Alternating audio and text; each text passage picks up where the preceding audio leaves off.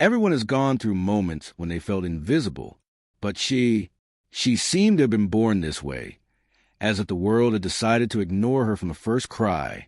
Her name was Clara. No irony in this, although it meant light. His life was made of shadows. Shadow of people in a hurry. Shadow of cars that passed without stopping. Shadow of looks that turned away the moment she crossed the corner with her bare feet and shabby dress. She just wanted to be noticed, but no one looked. Clara grew up between alleys and silences.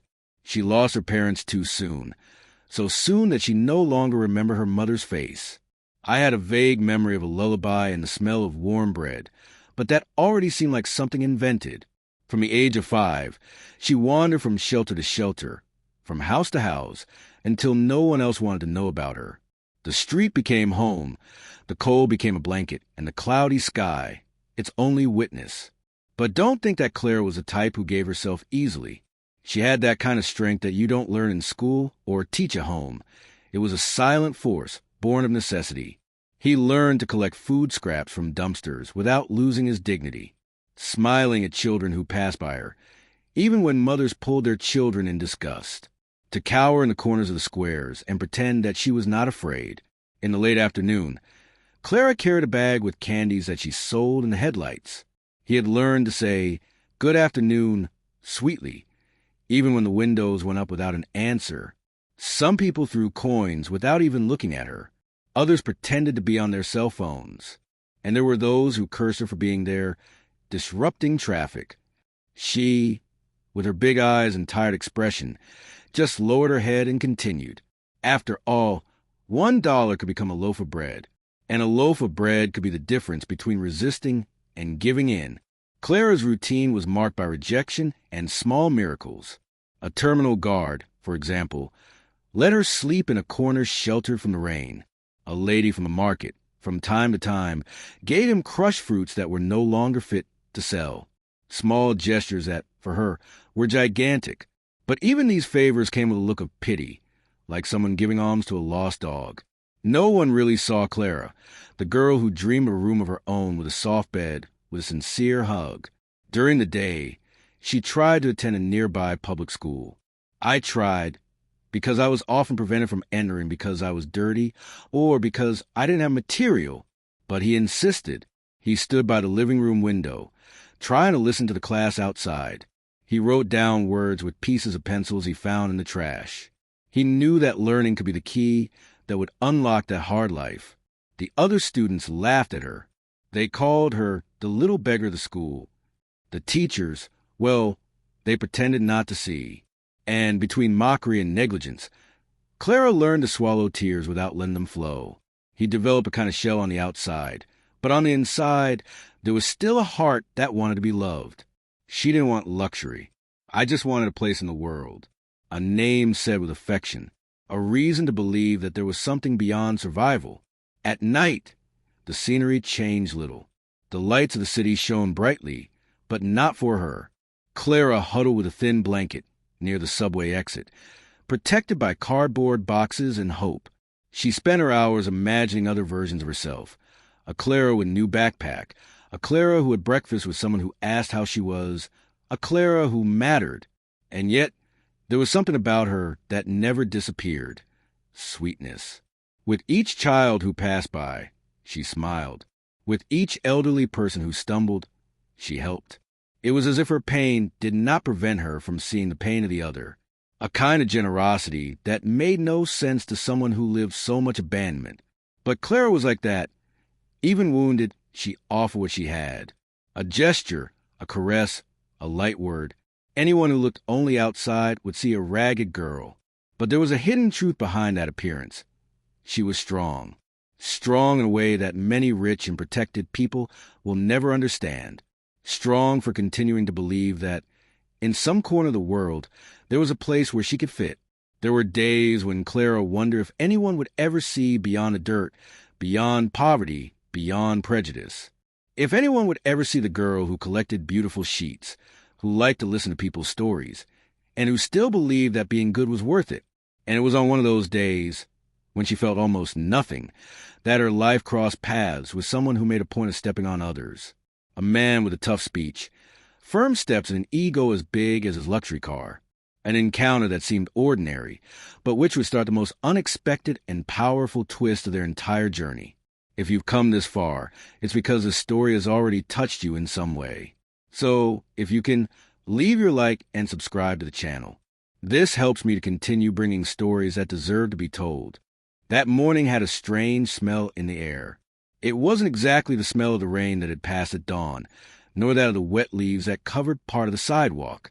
It was something more subtle, sharper, a kind of foreboding that spread through his chest like an uncomfortable breeze. Clara felt it. She always felt it. I had developed this silent radar to sense when something was about to happen. And that morning, there was something out of place. She woke up earlier than usual, picked up the candy papers left over from the previous day, and got up with a snap in her bones, like an 80-year-old lady trapped in a body of 12. His feet were cold, and the soles felt almost no more pain, so calloused. The thin blanket she wore, a forgotten donation from some time ago, barely covered her knees. But she didn't complain. The habit of thanking for little was already part of his mentality. And even with heavy eyes, Clara did not forget to smile at the doorman of the building next to the subway, the same doorman who, day in, day out, pretended not to see her. He followed the street as he always did, balancing on the stones of the sidewalk, dodging the hurried steps, offering the candies with the sweet voice that, over time, he learned not to be invasive. "Good morning, young man. Do you accept a candy to help?" Most responded with silence. Some shook their heads without even stopping walking. And that's okay. Clara was already used to it, but was around the corner of the Central Avenue that fate drew the breaking point. A black car, one of those that looks more like spaceships than vehicles, was parked in front of a luxurious coffee shop. He shone in an almost theatrical way. Beige leather seats, wheels that reflected the sky, and a dark glass that hid the driver's eyes like a mask. Clara approached slowly, not out of boldness, but out of hope. Maybe, who knows, that man would accept a bullet, or let her clean the glass for a few coins. She did not touch the car. He was a few steps away when the window lowered with a mechanical sound, precise, like a warning. Inside, a man with impeccable appearance, neat hair, tailored suit, hard as concrete look, stared at her as if he were facing an insect. Clara didn't even have time to speak. He had already decided everything just by looking. "Don't touch it," he said dryly. "You get dirty just getting close." She stopped. He swallowed. He still tried to smile, as he did by instinct. "Sorry, young man. I was just going to ask if... Do I want to buy candy? You really want to know?" His voice grew, but it wasn't a scream. It was a calculated, cold, sharp cruelty. "Do you really think that someone like me has time for trash like you?" Clara did not answer. He stood still. His body wanted to run, but his feet were glued to the ground. The silence around him became heavy, and even the sounds of the street seemed to bow before that embarrassing scene. "You're a disgrace," he continued, now looking around, to see if anyone was watching his performance. "These streets are full of beggars like you, useless children who only serve to hinder those who really work. Grow up soon. Go. It's going to do something useful." The words cut more than any cold at dawn. Clara felt her throat close, as if there was no more room for breathing inside. Her eyes burned, but she knew she couldn't cry in front of him. I couldn't give that taste. He took a deep breath and squeezed the bag tightly, trying to hide the trembling in his hands. "Go away. Before I call someone to get you out of here," he said, as if dismissing an insect from the windshield. And then, as if it were a gesture of closure, he pressed a button. The glass slowly rose, sealing the man in his armored world, while Clara remained there, small, exposed, crushed between the concrete and arrogance. People passing by pretended not to notice. Some looked sideways, but soon looked away, as if it were just another common scene in the city. Another child being humiliated, another heart being crushed in silence. But inside, in some corner of Clara's chest, something was beginning to change. It wasn't anger, yet it was more like a bitter revelation, the certainty that the world saw her as less, let alone as if its existence were a mistake. And that hurt. It hurt more than an empty stomach, more than the loneliness of homeless nights. It was a pain that could not be seen on the outside, but that left cracks on the inside. She walked to the other side of the street without quite knowing where she was going. Each step seemed more difficult, not because of the distance, but because of the way of the words that still echoed. Shame, garbage, useless. It was as if every syllable was tattooed on his skin. He stopped at a corner of the wall covered with graffiti and leaned back. He didn't cry, not at that moment. There was something beyond the tears, a kind of dense silence, one of those that prepare the ground for profound change. Clara didn't know it, but that meeting wouldn't be just another pain in the collection. It was the beginning of something bigger, a kind of invisible rupture, a seed, because sometimes it is in the moment of the greatest humiliation that the truest transformation is born. When someone pushes us to the bottom, that's when we find out if we're going to sink or emerge with strength. And while the black car disappeared in the distance, taking with it its coldness and its ego, Clara remained there, still invisible, still rejected. But something inside her had awakened, something that didn't yet have a name, but that would soon begin to change everything around. She just didn't know that from then on, the pieces of the game would start moving in an unexpected way. The cold wall of the alley seemed to breathe with Clara. Leaning there, not moving, she listened to everything, the cars, the footsteps, the echoes of the city, but it was as if nothing really touched her. What hurt now was not hunger, nor fatigue, nor loneliness. It was something else, a bitter mixture of shame and impotence, a metallic taste that stayed in my throat even without having eaten anything. And as much as she tried to hold back, a tear flowed, silent, stubborn, and at the same time light, as if the body was crying out for help without words. She lowered her head, looking at her dirty hands, the crumpled bag. For a moment, she felt she didn't want to try anymore. That maybe that's all he said. A hindrance, a useless shadow in the path of others. And then, softly, almost whispering to herself, came the thought that cut like a blade. Maybe he's right. The phrase hurt even more, because it came from within, because when we're the ones who begin to doubt our own light, the world seems to go out with it. But Clara was still a child, and children have this strange power to feel pain and at the same time continue to believe that something can change, even if only a little bit. And that's why, minutes later, she wiped her face with the sleeve of her blouse, took a deep breath, and started walking again. The eyes were still red, but the look was no longer the same. There was something new there, a kind of shy firmness, as if a part of her had woken up from the fall. Or maybe he just doesn't see who I really am, she thought, this time with a thread of conviction in the midst of sadness. The street was more crowded now. People in a hurry, carrying expensive bags, phones in their hands, eyes fixed on everything, except what really matters. Clara watched. He always watched. It was as if I had been born with this radar to capture the backstage of life, the details that no one else noticed. He passed a woman with a baby in her arms. The boy cried nonstop. Clara stopped, hesitated, then reached into her pocket and pulled out a lollipop, the last one she had saved, the one she herself was going to eat later. He held it out to his mother with a timid gesture. Maybe he'll be calmer, lady. The woman thanked him with a tired smile, one of those that say more than 1,000 words. And that's when Clara understood, even without knowing how to explain. It doesn't matter what they say about you. His gestures can still be greater than any cruel word. He moved forward with a firmer step. There was still pain, of course. There was still that emptiness like an open wound. But she began to learn to walk anyway. Because inside, Clara carried something that not even she herself knew how to measure, a silent dignity, which did not depend on appearance, status, or approval. It was something that came from within, like an ancient, quiet force, which only reveals itself when everything around it collapses. And even after being called trash, a beggar, even after being pushed to the bottom, she was able to offer what was most valuable to her, her kindness. That simple act, that lollipop, was a kind of response to the world, a reminder that behind the dirty clothes and bare feet, there was an immense soul, a soul that still believed. Further on, he sat on the sidewalk near the newsstand. He observed a dog sleeping next to his owner, a homeless man wrapped in a torn blanket. He took the bread he had gotten at the end of the morning and, without thinking twice, broke it in half. He gave one half to the man, who woke up scared, but smiled as soon as he saw the girl. "Thank you, little one," he said, as if that piece were a feast. Clara just nodded.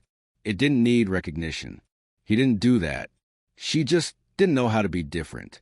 And even though the world insisted on putting her in a place of invisible, she found ways to exist with strength, with kindness, with essence. The words of man in the car still echoed, but now mixed with other sounds. The shy laughter of the child with the lollipop, the heartfelt thank you of the hungry man, the grateful silence of the dog that wagged its tail with just a look. All of this created a new melody within her, a kind of slow, invisible, but constant healing. And it was then that Clara understood something important, that perhaps the greatest transformation is not to stop suffering, but figure out how to move forward even with the scars. Because there's a wound that turns into strength.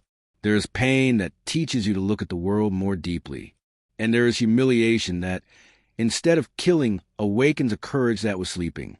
She walked again, now with her eyes more open. The city lights seemed less hostile. Or maybe she was the one who was starting to see differently. Because when we refuse to accept the role they try to impose, a new truth begins to be born within us. A hidden truth, which transforms shame into courage, pain into resistance, and abandonment into meaning. And as she walked, Clara made no plans, did not think about the future, nor what the next day would be like. She just felt, with every step, with every breath, that something inside her was rearranging, as if their pains had begun to teach, as if his wounds began to speak a new language, a language that only those who have been broken know. But what she didn't know yet was that, from then on, other meetings would come, and that this journey, silent and invisible to the hurried eyes of the city, would begin to reveal even deeper layers, because there is something sacred in the resistance of the little ones. And Clara, even without knowing it, was becoming exactly that, a living revelation of what it is not to give up. The end of the afternoon came with a strange hurry. The sky, which had previously been golden, was now covered with gray tones, as if sensing something. Clara walked along the same sidewalk as always, her eyes attentive to the shadows and gestures of the world. I was already used to deciphering the signs that the city left. That sudden cold breeze, the headlights that cut through the silence before time, the noises that seemed to whisper invisible warnings. There was something in the air, something about to happen. Across the street, traffic seemed more nervous. Horns, sudden braking, motorcycles weaving between cars. The city had this way of exploding out of nowhere. Clara stopped. For a moment, he watched a black SUV that accelerated more than it should. The engine roared, impatient, and it was then that everything happened in a second, a dry sound. The stampede of tires tearing the asphalt. The car spun as if it had lost its reason. It hit the wall, flew a few meters and flipped violently. Glass exploded, dented metal, smoke, and a scream, or maybe it was just a sound of impact. The scene seemed unreal, as if time had choked. People began to gather. Some filmed with their cell phones. Others just watched, curious, as if watching any episode. No one moved. No one approached. It was as if the tragedy had become a spectacle. Clara felt her heart race. For a second, he felt afraid. But it was a different fear, not getting hurt, but of omitting oneself. Because she knew, with an almost painful clarity, that if it weren't for her, no one would do anything. Ran, without thinking, without calculating risks.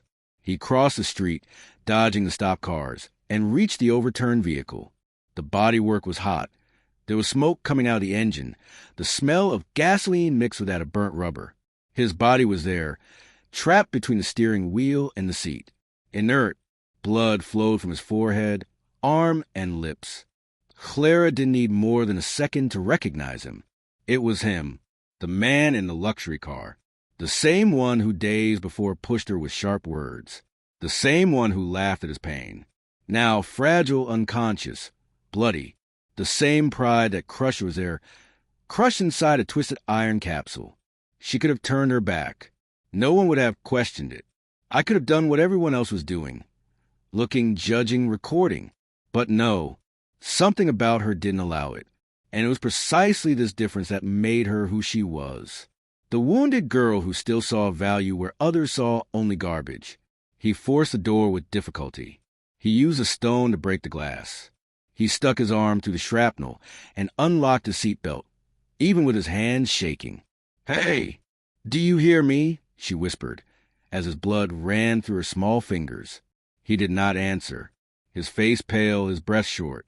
Clara pulled out the cell phone she had received from a lady a few months ago, an old device, but it still worked. She called for help, gave the location, explained firmly, almost like an adult. Then, not knowing what else to do, she knelt there next to him and held his hand. It was a big, heavy hand, marked by expensive watches and shiny wedding rings, now naked, sweaty, bruised. He still didn't recognize her. He still didn't know who was the one who supported him in the most vulnerable moment of his life. She did not say her name. He did not present himself. He didn't throw the recent past in his face. It just stayed there, squeezing his hand gently, passing the sleeve of his blouse over the blood on his forehead, blowing softly to calm him down, even though he was unconscious, as if to say, without words, "I am here, even after everything, even if you don't deserve it, because I'm not like you thought." One of the young men filming came close. "Girl, get out of there. It's going to explode." But Clara did not leave. Not until you hear the ambulance siren. Not until he was sure that he would be supported. When rescuers arrived, she retreated slowly. "I didn't want applause. I didn't want headlines. I just needed to make sure he didn't die alone, as if it was worthless. Even if he never remembered her. Even if he continued to see her as someone disposable." While the paramedics attended to him, Clara sat there on the sidewalk, her legs wobbly, her face sweaty, her eyes fixed, the mind spinning. It was all more than an accident. It was a raw irony of life, a turnaround that no one expected, the invisible backstage of a hidden truth, the power of those who, even small, carry a silent greatness. Because it was at that moment, between sirens and smoke, that something greater was revealed. His fall was not just physical. It was a breaking of masks, an impact that tore through pride, that showed the fragility behind arrogance. And more than that, it was a chance, a crack of humanity that perhaps he would never have seen if he hadn't fallen. Clara remained silent. The exhausted body, the restless soul. She knew that pain took many forms, and that sometimes it was necessary to cross ruins to recognize the real value of things. It was there, at that intersection between past and present, that something new was born, an invisible transformation, but loaded with meaning. And even without words, even without promises, that gesture of hers, of simply staying, had weight. It had an impact. It was like a seed planted in the cracked concrete of life. And these seeds one day sprout, even if no one sees it, even if no one believes it. She stood up slowly, her eyes still attentive to the movement of the rescuers. Then he walked away. He didn't look back. He didn't need to, because what he did was not for him. It was for her. By your own conscience, by your own journey. With each step, he felt clearer. Dignity is not negotiable. And in the end, that's what defines who we are when no one is looking. The difference between acting out of ego or essence, between being part of the show or starring in the transformation. The street breathed again. The dust began to settle. And Clara, once again, disappeared in the middle of the world, leaving behind a scene that no one would fully understand, because what happened there did not fit in the videos that would circulate later. It didn't fit in headlines or in judgments. It was something intimate, pure, a reflection of all that she had become, even though she had never had anything. But fate, this ruthless and genial screenwriter, still had plans in store for her, plans that no one could have predicted, because there are times when life decides to weave stories with threads that only pain can reveal. And Clara, even without knowing it, had just opened the door to something even greater. The first thing he saw when he opened his eyes was the silent white ceiling of a hospital.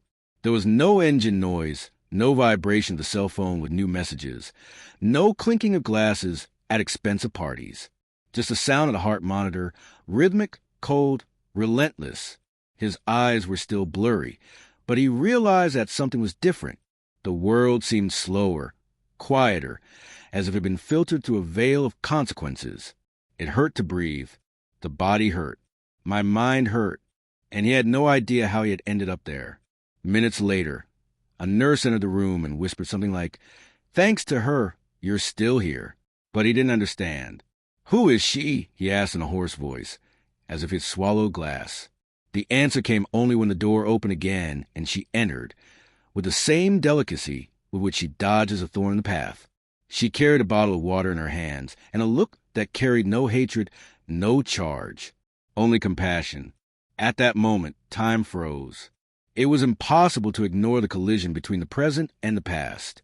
His eyes took seconds that seemed eternal to accept what they saw.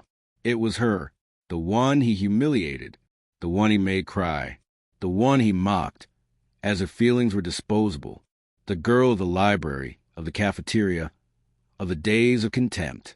She was there, alive, firm, standing, with the posture of someone who has already suffered and overcome it, without having to take revenge. An uncomfortable silence hung between the two.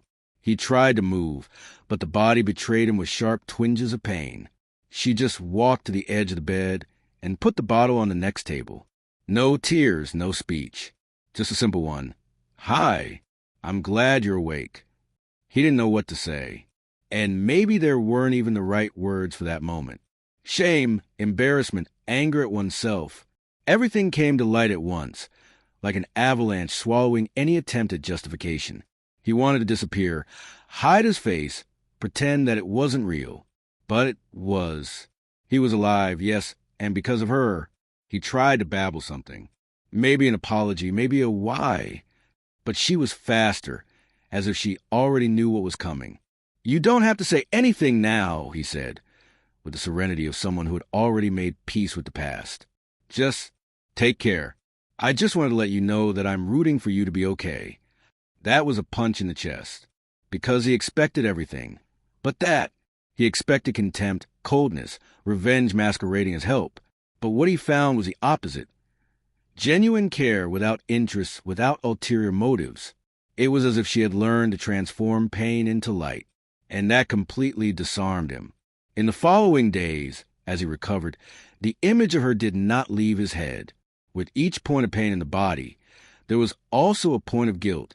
At each visit from the doctor, he reminded him that he could have died, and that the only person who decided to act, when everyone was just recorded with their cell phones, was precisely the one who had the most reason to leave him there, alone. The irony was cutting, but the revelation was even more profound. He began to remember the times he made fun of her clothes, the way she spoke, how superior he felt without even really knowing her, as if the world revolved around his arrogance. But now, stuck in a bed, his ribs fractured and his soul even more so, he saw everything through another lens.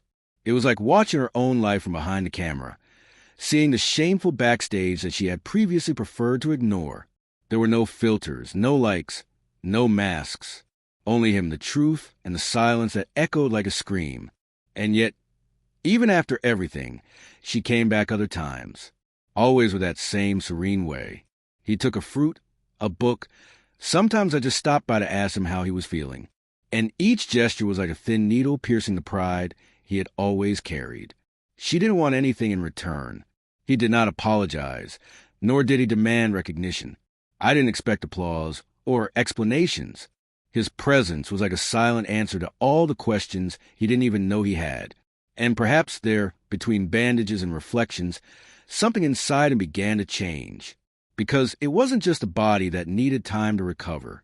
It was the mentality, the decisions, the way he saw the world and people. I was beginning to understand that true transformation doesn't happen when life is quiet, but when everything falls apart, and someone, against all odds, decides to reach out. There was something powerful about all of that, a kind of moral code that he had never deciphered before, a hidden truth that went beyond what can be seen. That girl, whom he thought weak, was teaching him more about strength than any medal, trophy, or fame. And he knew, deep down, that he would never be the same after that. But the most surprising thing was yet to come. Because despite everything, despite the chaos, despite the literal and emotional collision, there was another layer to that story, one that he still couldn't fully reach, but that was already beginning to reveal itself between the lines of fate. And it was at this point that, one day, while watching through the hospital window the sun setting on the horizon, he decided to do something he had never done before. He didn't know exactly why he decided to get out of bed that evening, still with a weak body, leaning on those uncomfortable crutches that creaked with every step. But there was something inside him that left no room for the same comfort as before. It wasn't just curiosity. It was a different, deeper kind of restlessness, a silent discomfort that, day after day, grew until it became a necessity. He needed to see her. I needed to understand. He began to visit the hospital outside the usual hours. Nothing too forced, just sitting on the aisle bench, where she used to pass by with her worn-out backpack and rumpled lab coat. She continued with the same discreet manner, her hurried steps, her eyes that did not seek anyone's approval. When she noticed him there for the third time, she just stopped for a moment and let out a, "You're getting better very fast," before continuing on her way, without waiting for an answer. It was as if she was subtly warning that she wasn't going to make it easy. And that, in a way, was what held him back the most, because he was used to being the center of attention. He was used to doors opening, people laughing at unfunny jokes, flattery disguised as genuine interest. But there, with her, none of that worked. His money was invisible. The famous surname had no effect. Expensive clothes now seemed irrelevant in the face of simplicity with which it existed. For the first time, he had no control, and that was disconcerting. In the days that followed, he tried to strike up a conversation in different ways. A question about the shift, a comment on the book she read in the cafeteria, a clumsy attempt to thank her once again. She listened politely, but kept a shield that was not visible in her eyes. It was in the tone, in the limit of the answers, in the clarity of someone who did not want to be deified or forgiven by someone who was only now beginning to wake up. And that was precisely what made him think the most. He began to remember the parties where he spent the equivalent of a year's salary for many people on a single night, of the cars that he changed as if they were sneakers, of trips made not for pleasure, but for status, and, above all, people. Oh, the people who orbited her life without ever really touching her. It was all superficial, like a set up to look grandiose, but without real structure. It only took one accident for everything to fall apart. He realized that no one from his former class had gone to the hospital. No message, no visit, no gesture. The telephone, which used to vibrate, was now only used to make appointments. That deafening silence was one of the biggest shocks he took, because deep down he knew that he would have done the same if it had been with someone else. The truth hurts, but it liberates. And at that moment, the truth hit hard. He was rich in things and miserable in bonds. Gradually, what was once regret became reflection, and then transformation. Not one of those that happen overnight, with grandiose promises or dramatic tears, but something more subtle, more true. He began to listen more and talk less. She began to observe what she had previously ignored. The tired looks of other patients, the effort of cleaning professionals, the anonymous care of so many people invisible in the daily lives of those who only look up. And between these small awakenings, he always returned to her figure. I really wanted to meet her, to know why she saved him, what moved her, how he managed not to hold a grudge. But she kept a distance that was almost pedagogical, as if to say, you need to learn to listen before you try to understand. And curiously, he began to listen, not only her, but the world around her, the sound of other people's pain, the stories I never wanted to hear before, and above all, the echo of emptiness itself. It was as if, for the first time, he saw his own soul in the mirror, and he didn't like what he saw. There was there, inside him, a bitter man, wounded by selfish choices, shaped by an upbringing that confused success with superiority, affected by a mindset that treated compassion as weakness. And it was this revelation that dismantled him from the inside, because he understood that it wasn't just about her forgiving him. It was about him never learning to forgive himself. Then began a silent journey of reconstruction, not to impress, not to deserve anything from her, but because I couldn't live the same way anymore. That impact was like a crack in an old wall, at first discreet, but soon revealing all the fragility hidden behind the beautiful plaster. He didn't tell anyone. He didn't post anything. He did not boast about the change, because he understood that true transformations happen behind the scenes of the soul. They are internal, solitary, silent decisions, like the choice to go back to the hospital cafeteria just to hear the attendant telling about his son, like the gesture of helping an elderly person sit down without expecting recognition, like the courage to face memories that I would rather forget. And among all that, it was still there, like a silent constant in the midst of the chaos of reconstruction. He didn't get closer than necessary, but he never completely disappeared either. It was as if he knew the exact limit between support and freedom, and that taught him more than any lecture on empathy.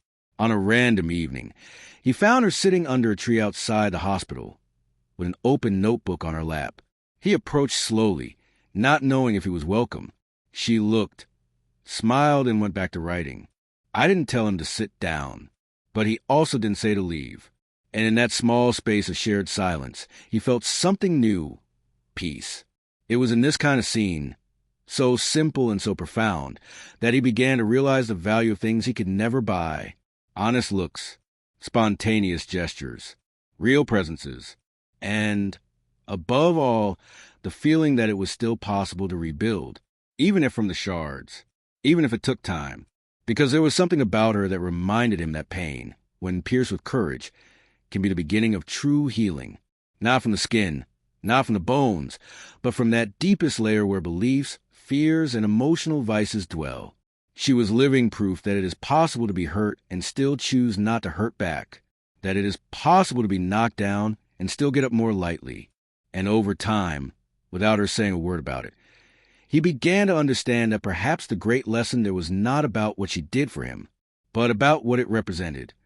An inverted mirror of his old mentality, a new route, another way of living. No masks, no performance, no collecting empty trophies. This hidden truth, that true wealth lies in sincere relationships, began to shape his attitudes in ways he himself did not expect. And it was at this pace, half staggering, half enchanted, that he decided to take a step further. It was there, between the shadows of an empty routine and the restlessness that had been creeping through his 2 golden days, that something inside that man began to move. It wasn't a sudden snap, nor a cinematic epiphany. It was more like a light discomfort at first, almost imperceptible, but it grew with each look exchanged with the girl, with each word she did not say, with each silent gesture that disarmed her arrogance. He started to visit her, at first, with a restrained air, still carrying that cloak of superiority that he himself no longer realized he was wearing. He carried books, fruits, sometimes just ears, although he was far from really knowing how to listen. She received him cautiously, almost coldly, not out of malice, but out of survival instinct. Those who have had their hearts stepped on learn to protect even silence, and she had learned this too soon. He, on the other hand, began to look at her with different eyes. For the first time in a long time, I saw someone without labeling, without calculating what that person represented on their social chessboard. The girl was no longer the poor little orphan of the village, nor a cause to alleviate her guilt. It was simply she, with a strength that did not come from shouting, but from dignity. And this confused him, disarmed him, captivated him. The void he had always tried to fill with power, travel, and partying was now exposed in a raw, uncomfortable, but impossible to ignore.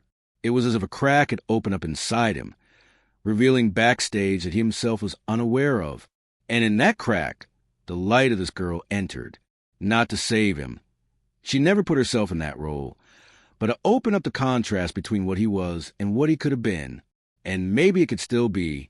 He started going more often. I sat on the bench in the square, waited for her time, listened to her stories as if watching a rare spectacle. She spoke little, but enough for him to begin to hear something he had never heard. The truth, not the truth of contracts or numbers, but the truth that hurts, that heals, That transforms. The truth that he had run away from so much now presented itself with bright eyes and hair messed by the wind. And it was thus, in this silence full of revelations, that he made a decision, not a strategic decision, one of those he always made with spreadsheets and projections, but a decision of soul rare, raw, and courageous. He wanted to invite her to live with him, not in a gesture of pity or reparation, but for something deeper. He wanted her to be there. He wanted her presence, the sensibility she carried in her eyes, the firm delicacy of the words she chose to say. I wanted to learn from her. I wanted to transform that cold space into something more alive, more true.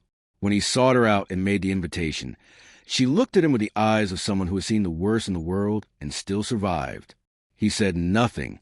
Deep down, she knew it was more than an invitation. It was a crossroads, not for comfort, not for safety, but for what it represented. And so he hesitated, suspected, refused. For days he insisted, not in a hurry, not with promises, but with presence. He demonstrated that this was not a passing impulse, nor an attempt to erase the past with a good deed. He wanted her to be a part of his life, not as someone rescued, but as someone admired, and more than that, as someone necessary. She was not naive. I knew the weight of accepting that invitation. She knew that, in the eyes of others, she would be seen as a profiteer, as a gold digger, as someone who did well. But I also knew that this was a chance, not to move up in life. That was never part of his dreams. It was a chance to prove to herself that she no longer needed to run away, that it could, yes, occupy spaces that previously seemed forbidden, that deserved to be looked at as equals, and not from top to bottom. When he finally accepted, there were no exaggerated smiles, no long hugs, just a silent nod and a small suitcase. But inside her, he knew, there was something much bigger than clothes or memories. The courage of someone who decided to break a cycle came. The news spread like smoke in dry bushes. One day was enough. A lunch together on the porch of the house, a smile divided at the fair, and the sharp tongues of the neighborhood got to work. There were people commenting backstage, eyes judging the corridors, voices full of venom disguised as concern. Some said that he had lost his mind, others that she had given the blow of charity. There were also those who envied her for having turned it around, as if it were a sin. But no one, apart from the two of them, knew what was really happening there: a deconstruction, a change of mentality, a transformation that did not fit into social labels. Close friends of his drifted apart, some in a subtle way, others with phrases that hurt more for the hypocrisy than for the content. "You're mixing things up," they said. "You can't bring that kind of person into your house." That kind of person. That phrase sounded like a dry punch in his chest, because now he saw it. I saw how much I condoned for years with a structure that separated, labeled, and distanced. But now it was too late to turn back. And deep down, he didn't even want to. I felt something I hadn't felt for a long time: purpose. Not the noisy purpose of professional goals, nor that of toasts at charity dinners, but a silent, visceral purpose, which is born when you choose to walk alongside someone with truth and not with status. She, in turn, faced another battle, not against the others, but against the inner ghost that whispered that she didn't belong there.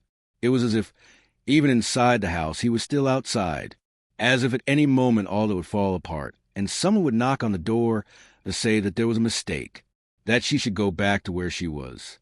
But every time she thought about giving up, he looked at her with that genuine respect that reminded her, "You're here because you're worthy of it, because it is capable, because it is necessary." And little by little, without them realizing it, the two were rebuilding, not as savior and save, not as master of the house and guest, but as two souls who, through opposite paths, arrive at the same point, the desire to start over, together. No spotlights, no labels, no script. This coexistence, however, began to generate consequences that neither of them imagined, and it wasn't just about cross looks or mean comments. It was something deeper, something that began to affect old relationships, mess with structures, bother comfort zones. Because when someone breaks a pattern, a lot of people feel threatened, as if By changing your own life, you are forcing others to face how convenient their choices are. And it was in this tense scenario, loaded with veiled tension and judgments disguised as advice, that something unexpected happened. The change was subtle at first. Neither of them knew exactly how to act. There was no manual, no guarantees. It was like stepping into new territory with worn shoes and your heart in your hand. The girl, still suspicious, walked around the house as if she feared waking up from a dream. The man, despite his firm decision, felt vulnerable, not out of regret, but because of the weight of responsibility that was borne more in his heart than on paper. For the first week, she barely spoke. He ate in silence, always looking around, as if everything was temporary. He didn't touch the new clothes folded in bed. He slept in the same shabby t-shirt as always. He respected her time. He didn't force conversations. He didn't impose routines. He was just there, present, with a look that said, "Don't need to run away anymore." As the days passed, something began to change, and it wasn't because of the furniture, the food, or the school books on the shelf. The transformation came from small gestures, like the note she left on his bedroom door. "Thank you for the blanket," or the way he awkwardly asked her if she preferred chamomile or fennel tea. Details. But it was in these discreet backstage that the true story took shape. She went back to school. The first classes were difficult. Her classmates looked at her strangely. They didn't know where she lived before, but they knew that she was now in the house of the man who everyone thought was too reserved, too meddlesome, too serious. Mothers whispered at the school gates. Some said that he must be making up for some sin of the past. Others said it was dangerous. And there were those who murmured that it would not last. But none of that mattered to her when she got home, she found a snack on the table and someone willing to listen to how the day had been. It was there, in that unlikely home, that the girl discovered a type of security she had never experienced. She had a room of her own, simple, but with colorful curtains and books stacked in the corner. New clothes, yes, but what moved her the most was the space in the fridge reserved for the yogurt she liked. No one did that before. No one remembered what she liked. And him? He began to see the world through other lenses. That girl, with her delicate and at the same time resilient presence, brought into the house a type of light that he didn't even know he missed. She laughed at simple things.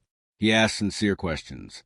And sometimes, when he came home tired from work, she was the one who prepared tea and put it on the table with a cookie next to it. He pretended not to be moved. She pretended she didn't see.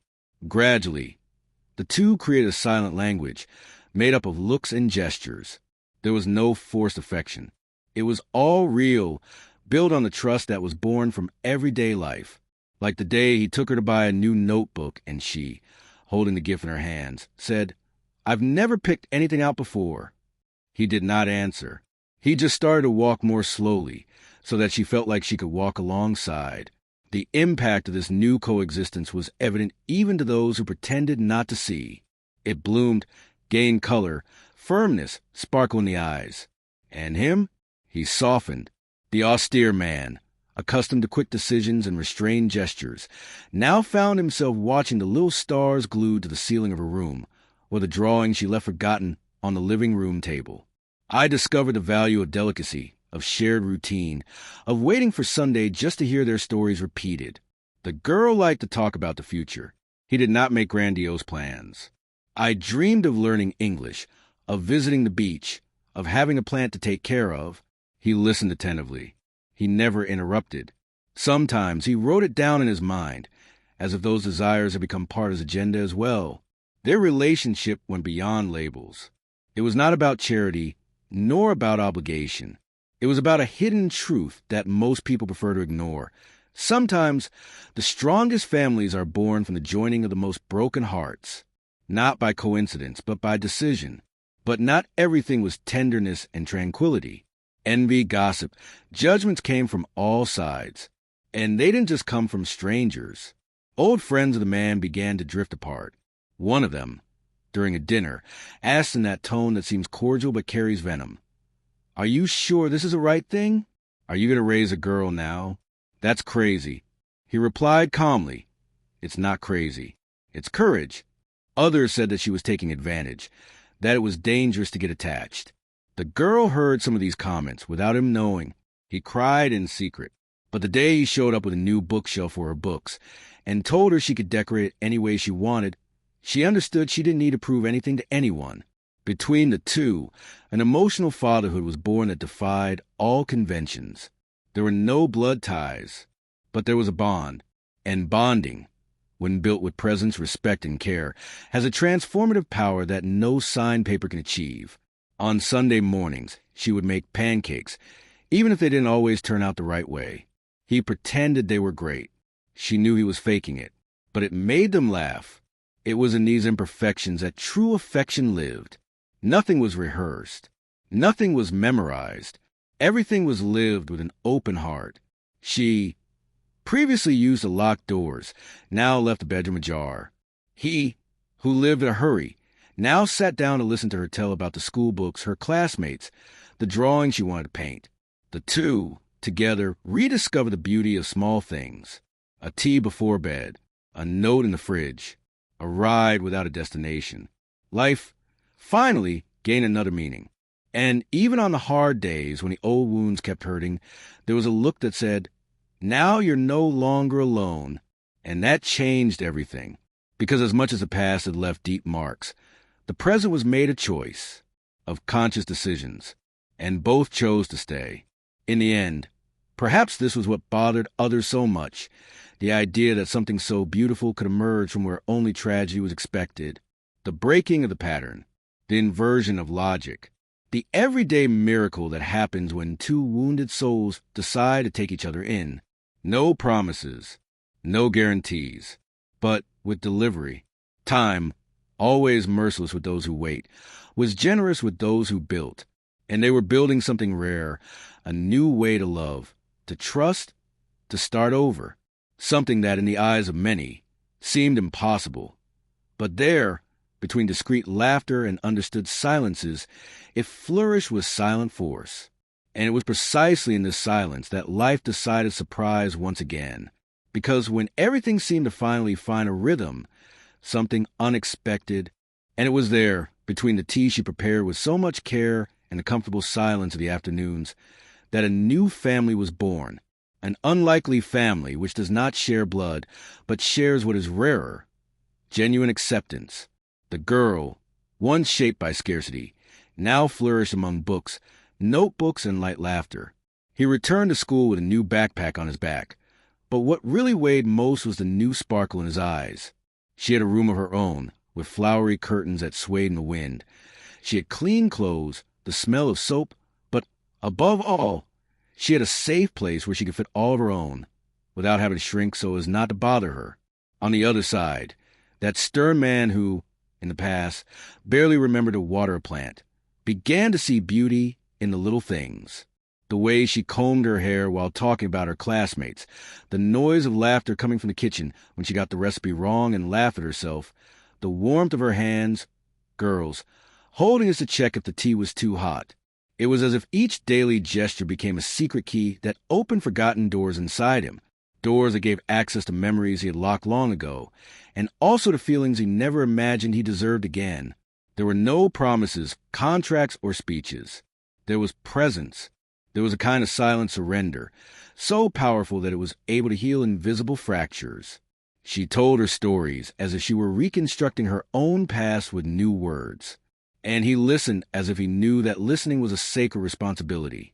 Sometimes she would fall asleep with an open book on her lap, and he would stand there, watching in silence, feeling something that could only be called fullness, as if he had finally understood that what really matters does not scream, he whispers. Their coexistence was not perfect, but it was profoundly human.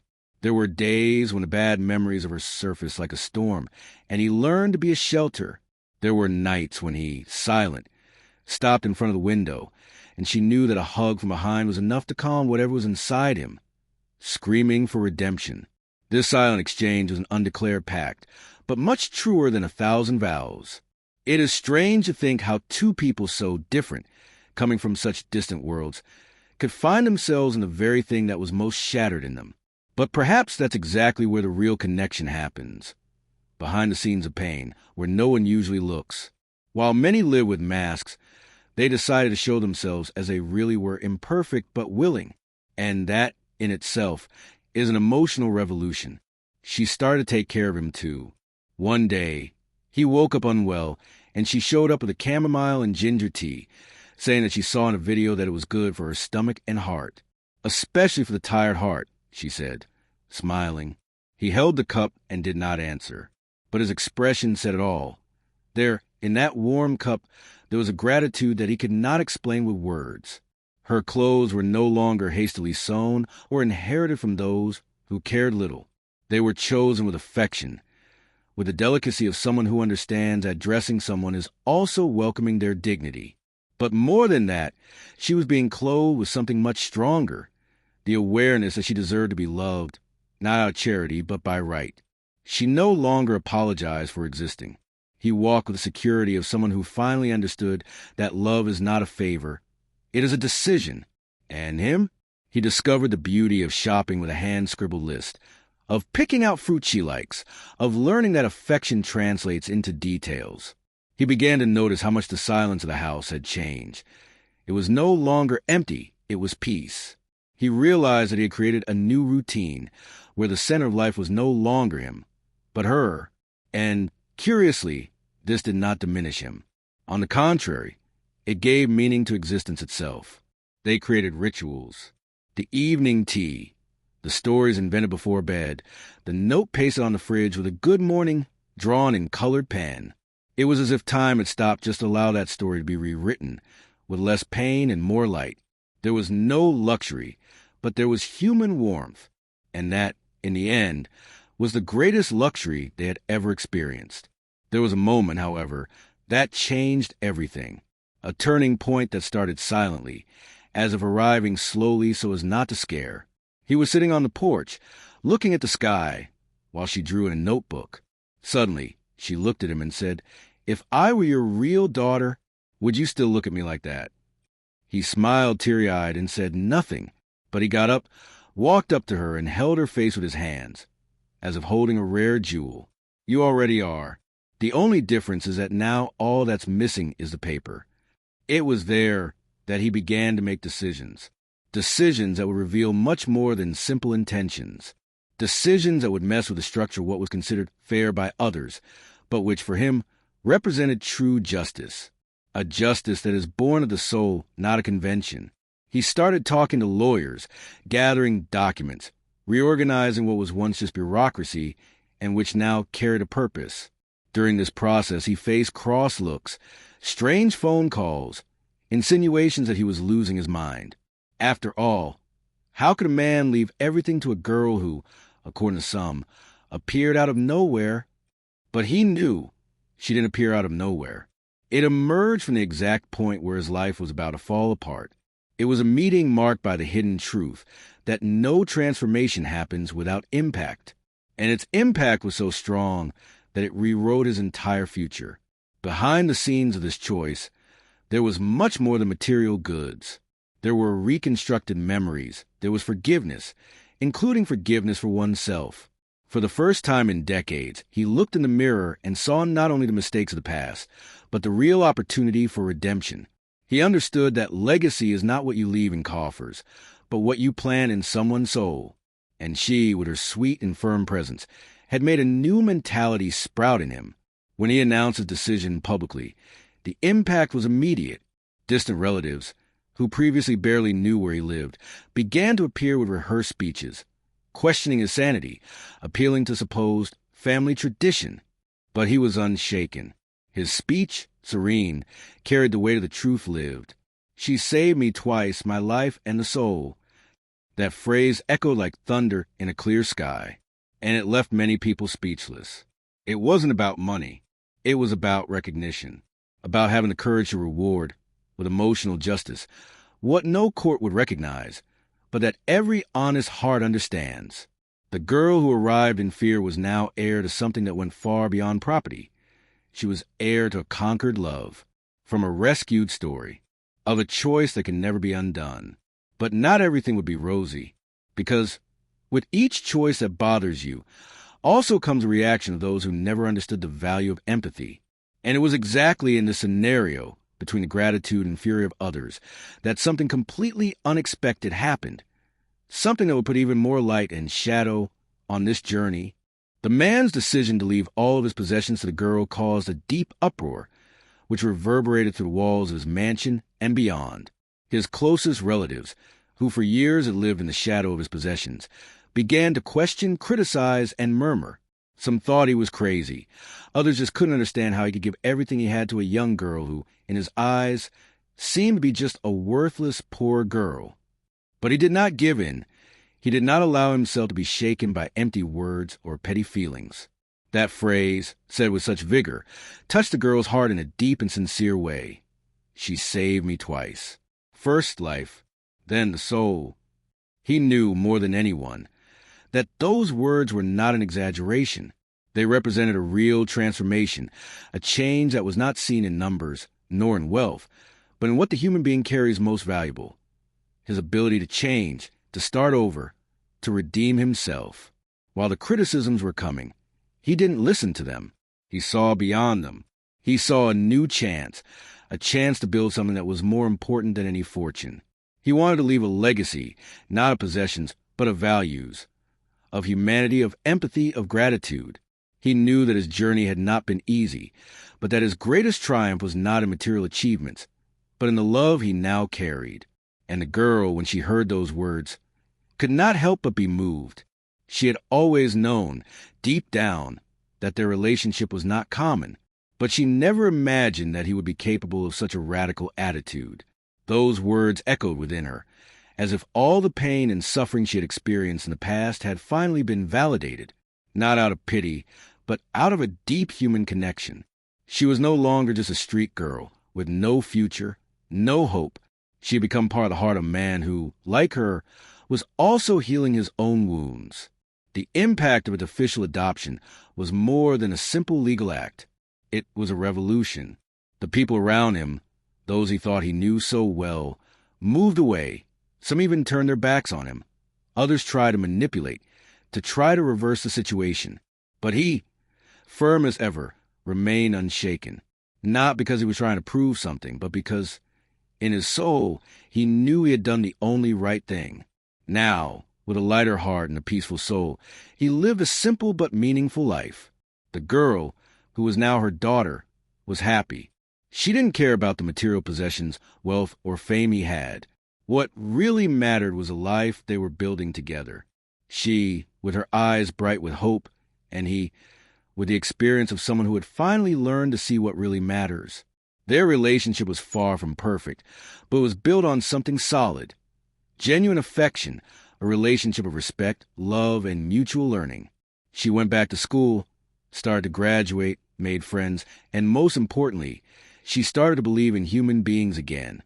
He, in turn, began to value the little things in life, such as the gestures of affection, the look of gratitude in her eyes, the warmth of a sincere hug.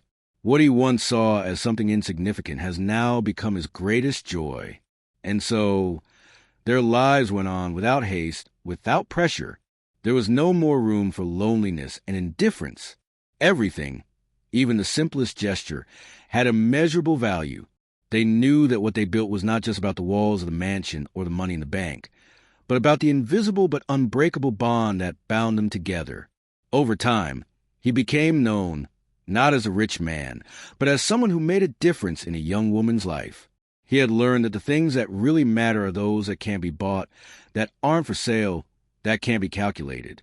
And the girl, in turn, knew that she had found, in the midst of her turbulent journey, what really mattered: a home, a family, and the love that money could never offer. Deep down, what was really left for both of them was something that could never be taken away from them. No matter what happened, no matter the gossip, criticism, or envy, what was engraved in their hearts was the certainty that, together, they had created something immense, something that transcends time and space, something that only those who have gone through pain can understand. Redemption through love. And this love, they knew, was immortal. If you made it this far, I think you've already felt that this content goes far beyond a touching story. It talks about choices, about humanity, about that kind of gesture that becomes a key within us. And if, at any point in this video, You stopped to reflect, felt a lump in your throat, or even saw something of yourself on this journey. So this channel is your place. We are together in this search for meaning, transformation, and truths that are often hidden behind the scenes of life. So, if you are not yet registered, take the opportunity now to be part of this space.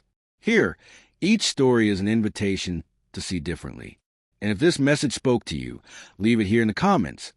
This message was for me. I really want to know who was with me until the end of this journey. Oh, and let the like if it felt connection with everything that was shared. This helps a lot to keep alive this very sincere exchange that we created here. There's a video here on the side that complements all of this. Click and stay with me there. The next story will touch you in a different way.